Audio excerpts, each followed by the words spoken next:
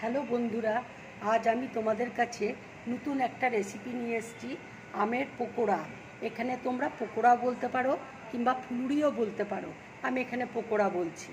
দেখো, আমি পাকা আমকে গ্রেট করে নিয়েছি, নারকেলকে কুড়িয়ে রেখেছি, এখানে ময়দা রয়েছে, এখানে কাজুকে আমি গুঁড়ো করে রেখেছি, এখানে কিশমিশ আছে, এখানে মৌরি আছে, এখানে এলাচকে আমি থেতো করে রেখে দিয়েছি।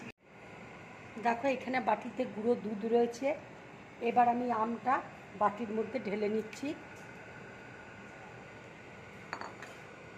নারকেল কোড়া ঢেলে নিচ্ছি, কাজু ঢেলে নিচ্ছি, কিশমিশ ঢেলে নিচ্ছি, মৌরিটা ঢেলে নিচ্ছি, ময়দা ঢেলে নিচ্ছি,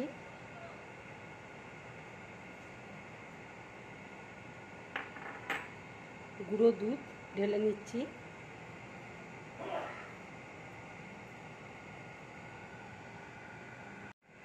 এবার আমি চিনি দিয়ে দিচ্ছি।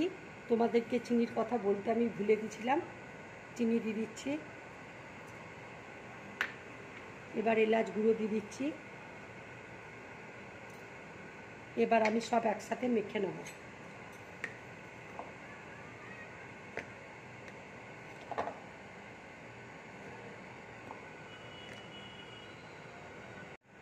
দেখো, মাখাটা হয়ে গেছে।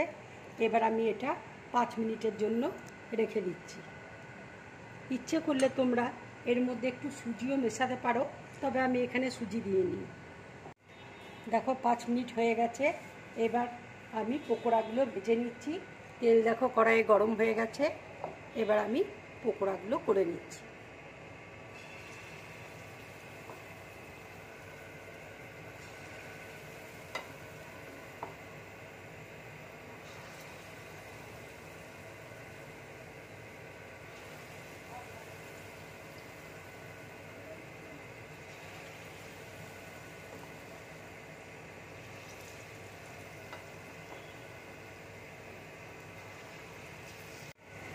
এটা মিডিয়াম টু লো ফ্লেমে তোমরা ভাজবে, তাহলে ভাজাটা খুব ভালো হবে। দেখো, পকোড়াগুলো হয়ে গেছে। এবার আমি প্লেটের মধ্যে তুলে নিচ্ছি।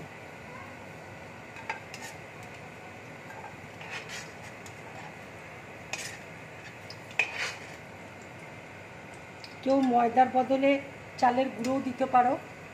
চালের গুঁড়ো দিলে খুব খাস্তা হবে খেতে। আমি এখানে ময়দা দিয়েছি।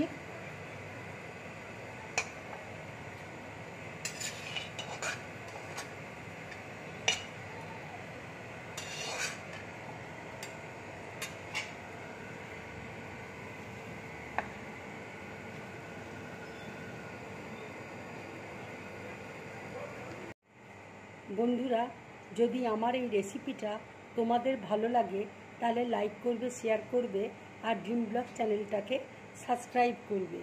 নমস্কার।